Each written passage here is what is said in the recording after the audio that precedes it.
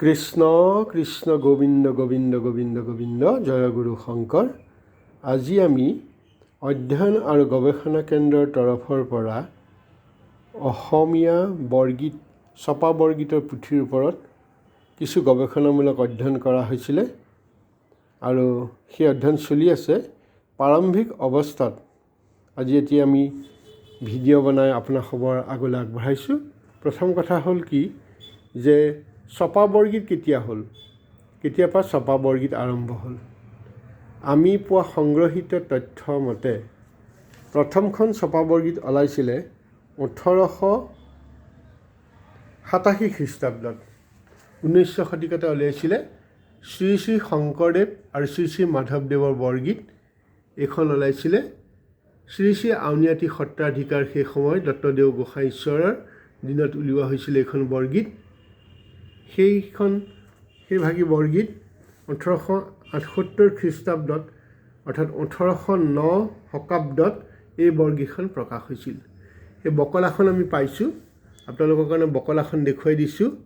ইয়াত লিখা আছিলে বৰগীত শ্ৰীকৃষ্ণ বিষয়ক নানা ৰাগ ৰাগিনী ঘটিত পৰমাৰ্থ ব্যঞ্জক গানসমূহ। এই পুথি শ্ৰী শংকৰদেৱ ও শ্ৰী মাধৱদেৱ উভয় দ্বাৰা ৰচিত। ইদানিং শ্ৰী শ্ৰী আউনীআটী সত্ৰাধিকাৰ গোস্বামীৰ অনুমতিও সহায়তাৰ দ্বাৰা আউনীআটীয় ধৰ্মপ্ৰকাশ যন্ত্ৰে শ্ৰী ঘিলাৰাম প্ৰিণ্টাৰৰ কৰ্তৃক মুদ্ৰিত।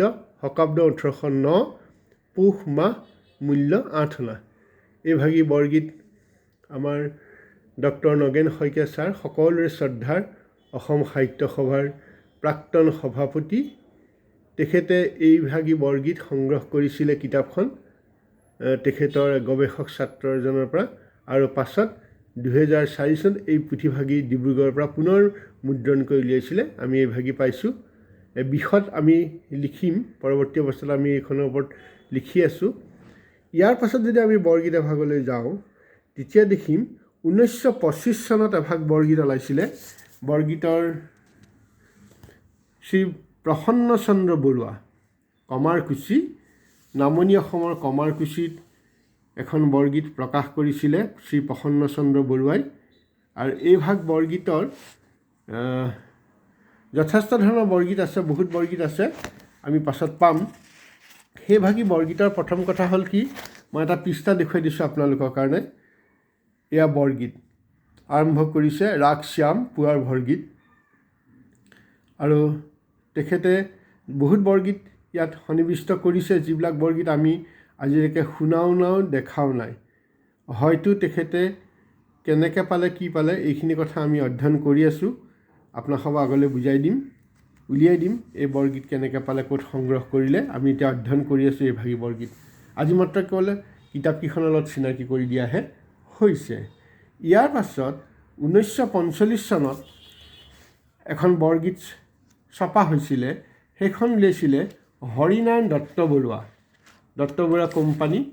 আমি সকলোৱে জানো শ্ৰীমন্ত শংকৰদেৱৰ বৰগীত শ্ৰী শ্ৰী শ্ৰী হৰিনাৰায়ণ দত্ত বৰুৱা সাহিত্যৰ দ্বাৰা সম্পাদিত বেছ 12 অনা আছিলে।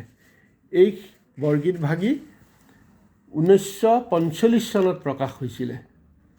1945 চনত প্ৰকাশ হোৱা বৰগীত।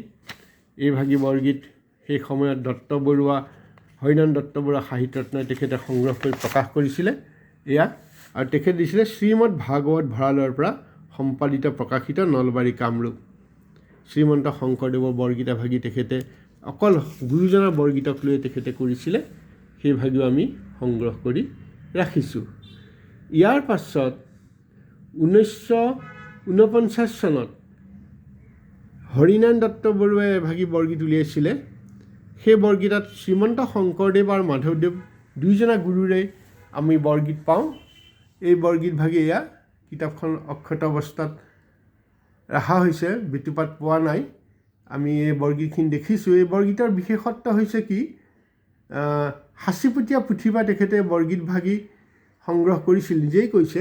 আৰু সাঁচিপুটীয়া বৰগীত পুথিত নথকা বৰগীত শ্ৰী শ্ৰী মাধৱদেৱৰ বৰগীত আৰু শ্ৰী শ্ৰী শংকৰ স্তোত্ৰ আৰু মাধৱদেৱৰ স্তোত্ৰ, এই দুটা তেখেতে ইয়াত অতিৰিক্তভাৱে সংযোগ কৰিছে। এই বৰগীত ভাগৰ বিষয়েও আমি অধ্যয়ন কৰি আছোঁ, আৰু ইয়াৰ ওপৰতে আমি এটা লেখনি আগবঢ়াম পৰৱৰ্তী অৱস্থাত। ইয়াৰ পাছত আমি দেখোঁ 1983 চনত, বেছিদিন হোৱা নাই, যোৱা শতিকাতে গৰ্গনাৰায়ণ চৌধুৰীয়ে শ্ৰী শ্ৰী শংকৰদেৱ আৰু শ্ৰী শ্ৰী মাধৱদেৱৰ ওপৰত বৰগীত পুথি এভাগি প্ৰকাশ কৰা দেখা গৈছিলে। আৰু এই ভাগি পুথি আমি দেখুৱাবলৈ গৈছোঁ। লৰাছ বুক ষ্টলে প্ৰকাশ কৰিছিলে গৰ্গনাৰায়ণ চৌধুৰীৰ সম্পাদত। ইয়াত তেখেতে টীকাবিলাকো দিছে, অৰ্থবিলাকো যিমান পাৰে দিবলৈ চেষ্টা কৰিছে।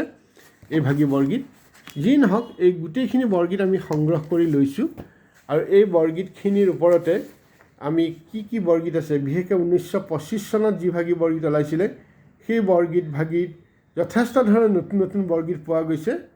আৰু এই বৰগীতবিলাক হয়তো সেই সময়ত বহুতে গুৰুজনাৰ নামতেই বৰগীত লিখি শেষত গৈ পেলাই কহয় মাধৱ বা শংকৰ ইহু অভিলাষ এনেকুৱা ধৰণৰ পদ লগাই দিয়ে।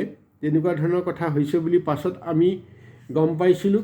হৰিনাৰায়ণ দত্ত বৰুৱাই যেতিয়া বৰগীত এভাগি উলিয়াইছিলে, অকল শ্ৰীমন্ত শংকৰদেৱত তাত এই কথা উল্লেখ কৰিছে। যি নহওক, আজি থৰতে আপোনালোকক আমি আজি ছপা বৰগীতৰ এটা থুলমূল ধাৰণা, একেবাৰে প্ৰাৰম্ভিক ধাৰণা এটা আজি আপোনালোকৰ আগলৈ এই ভিডিঅ'ৰ যোগেদি আমি প্ৰকাশ কৰিলোঁ। কৃষ্ণ কৃষ্ণ, গোবিন্দ গোবিন্দ।